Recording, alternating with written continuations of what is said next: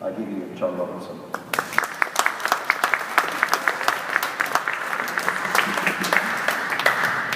If you don't mind, I'm going to, if you can all hear me, I'm going to project rather than use the microphone. Can I firstly begin by acknowledging the traditional owners of the land, the Gadigal people of the Eora Nation, and pay my respects to their elders, both past and present, and also acknowledge that theirs is one of the longest continuing cultures in the world. It's a pleasure in one way to be here, although it's sad in the circumstances that we find ourselves here launching this book. I think it's worth firstly just congratulating all those who've been involved in putting this book together. Because one of the great things about this Labor Party has been its history and its capacity and its preparedness to debate issues. And I think that this book adds to that capacity and that opportunity to debate issues. I note, as I have skimmed through the book, there was one section where somebody had resigned their membership from the party, and as tempting as that often is for many people in frustration, it was in February 2013, Kate Jeffrey submitted her resignation, and NITSA wrote in reply to her, "I guess I remain because I know so many good ALP people who, like me, have decided to keep fighting from within the party." Mine has been a story of fighting within the party and outside the party. But the one thing I do know about this great party is that it takes people with courage and conviction to stay in the party, to put this party on the right track. And it's people with courage and conviction that we need to stay in the party. My wife used to often say to me when I would go to conferences, "And you don't always win at a conference, why do you keep going?" And I said, "Because if you stop, the bastards just keep winning." and the truth of the matter is that if you don't stay and you don't fight and you don't believe this party is worth fighting for, then we lose and we don't become that party that Chiefly talked about, that our history says that what this great party is capable of when it transforms Australia. Because this is a party that has genuinely transformed Australia. When you look at Curtin, at Chifley, at a federal level, even the Hawke, Keating, Whitlam period, the things that this party has done at a federal level, the things this party has done at a state level with the likes of McKell, Carr, with Rand, this is a party that has transformed Australia and transformed this state. It's the party that has actually delivered. And just to give you a context, even at this point where we are so frustrated around refugee policy, the great things that it's done around things like disability care, something that is going to simply transform this nation, something that would never happen under a coalition government, is just one of the many examples of what this party is actually capable of and why it's so important to stay and fight. I say that also in a selfish way, because as leader now at a very difficult time in New South Wales, I need people in this party who are passionate, who believe, who are prepared to go out and be voices for Labor. I know my job, and I know the job of any leader of this party, is to give you hope, to make you feel proud of this party and make you want to go out and actually stand somewhere and hand out a how to vote, or knock on a door, or make a phone call, or just have a conversation with somebody about this great party. This policy area is one of those areas that I think is very disappointing. And Shane talked about the fact that I'd forgotten that it was 2002 and how long ago that was. But this is something that is so much and so significant and so worth fighting for and so worthy of our continued fighting within the party to pursue this issue. Because it's only Labor that's actually capable of a humane approach when it comes to refugee and refugee policy. I want to share a couple of stories with you recently that I found myself sharing a forum or sharing a stage with the coalition, and at various times at one particular event with Tony Abbott. It was at a Tet Festival for the Vietnamese community. The Prime Minister was there, Tony Abbott was there, the Premier was there, and I was there, and we all spoke. And it was, I have to say, difficult to sit listening to Tony Abbott talking about what a great contribution the Vietnamese community had made arriving as refugees in boats. It was quite extraordinary and a little bit surreal. But at the end of each of as each of us spoke, we were presented with a photograph of a boat full of Vietnamese refugees that was picked up by a US warship. And I saw Tony Abbott get this get a copy of this particular portrait. I have it hanging in my office. It's in a very prominent position in my office for obvious reasons. And I made the point at the end, because I was the last person to speak, as is the case when you're opposition leader in New South Wales, although it has its advantages. But I made the point quietly to the organisers as they presented me with this photograph. And it is a very powerful image. If you're ever up in Parliament and you want to see it, you're welcome to come to my office and show it to you. Most people who come in aren't quite taken by it. But I made the point to the organisers that if Tony Abbott had been Prime Minister when those boats were arriving, the photograph would have been vastly different. It would have been a rope on the front and the photograph would have shown the back of the boat as it was being towed away. And it's worth making a point to those communities that have been beneficiaries and embraced by our community that the coalition is not a party now that supports people arriving in the manner that they arrive. In fact, the coalition would be towing those boats back just as they want to do now. And so we have a responsibility to continue to campaign around this issue.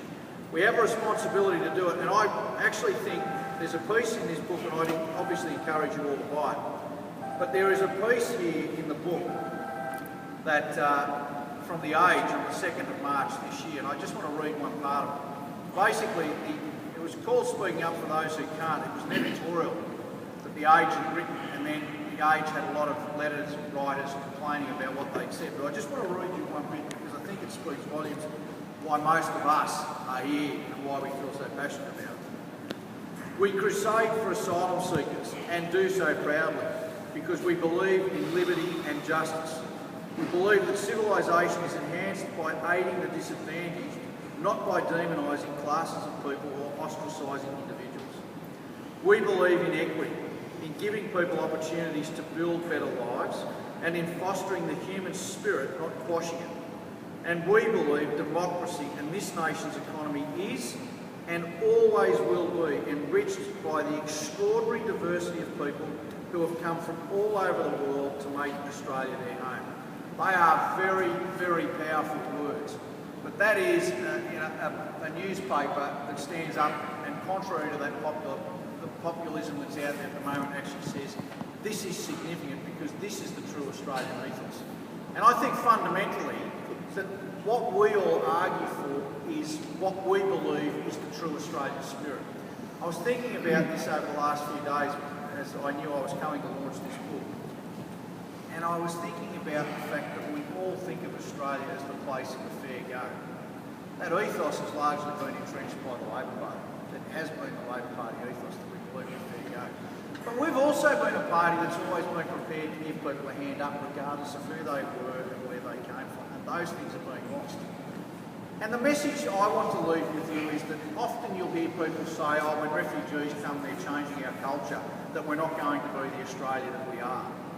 I think the really important message to go back to those people with is, in fact, it's not the refugees that are changing the Australian ethos and the Australian culture of a fair go and giving people a hand up. It's the politicians of today that are prepared to kowtow to this notion that we shouldn't accept people who find themselves arriving in very difficult circumstances.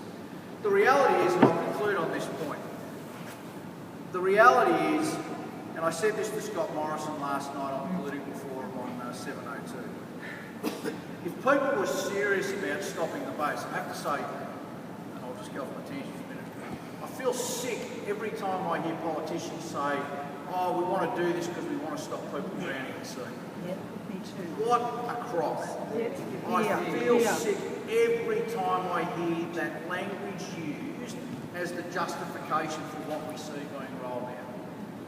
If people were serious about stopping the boats, you stop the push factors. Yeah. And the best way to stop the push factor is you increase your intake. Yeah. If you increase your intake and the people that are sitting there think there is hope, they will not take that risk. If you're serious about doing it, they are the things that you would do. And the final point is that if the developed nations were serious about solving this problem, they would all do what we did with the Vietnamese refugees, and that was those developed nations all agreed that each and every one of them had a responsibility to deal with those people who had been displaced by that conflict. And that's how those people were settled so effectively and so sufficiently without the sorts of policies that we are seeing rolled out now. We now have the highest highest number of displaced people in more than 20 years. 45 million people across the world are now displaced as a result of conflict and persecution. And we cannot and will not solve that problem with these sorts of policies. The way to solve these policies is to be humane, treat these people with dignity. These are people who seek nothing more than a life where they are not persecuted, where they are free to practice their religion, to live safely and get on with their lives. And to work.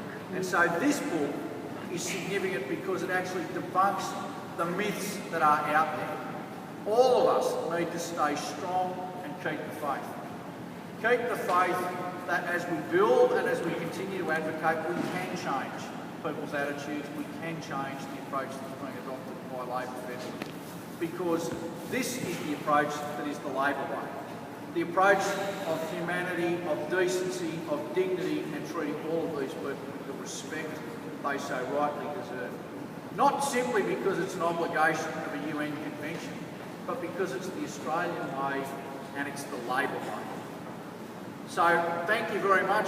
It is my great pleasure to launch this book, which will make a huge contribution to debunking the myths and defeating the ignorance that is out there about what people's real attitudes are who deal with refugees each and every day.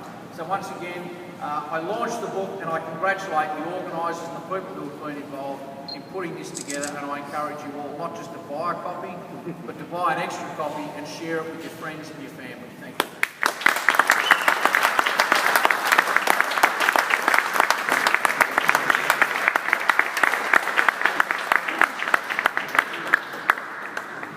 I just want to thank John for coming out and speaking to us and restoring a bit of faith in the party and the way it's going, and the fact that people in leadership roles can be humane, consistent and decent. And it's just wonderful to see the connection that John clearly has with the migrant communities that have supported us over many years, and the fundamental principles that have brought them here, and underlying the Labor Party is great. Like I said, I hope it's contagious. So I'd like you to put your hands together again for John.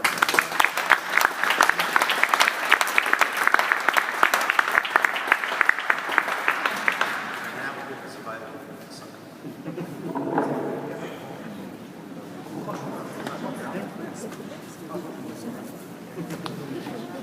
for There's the last chance to buy a raffle.